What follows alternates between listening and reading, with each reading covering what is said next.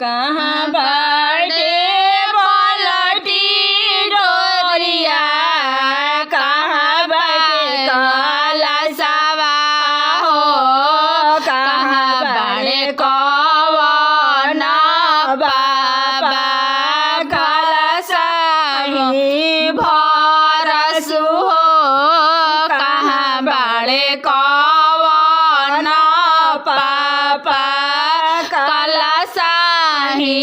बरस, कहाँ बाटे डोर पलटिया, कहाँ बाटे कलशवा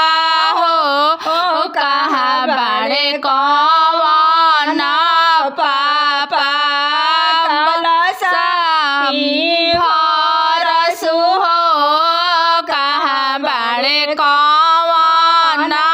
पापा कलशही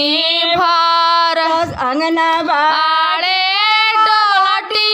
डोरिया, अंगना कलशवा हो, दुआरा बर बैठल बाड़े पापा हमार हो, दुआरा बैठल बाड़े पापा हमार, बाड़े पलटी डोरिया, कहाँ बाटे कलशवा हो, कहाँ बाड़े चाचा हमारा भरसु कलशवा, आंगना में दुलटी डोरिया, अंगना में कलशवा हो,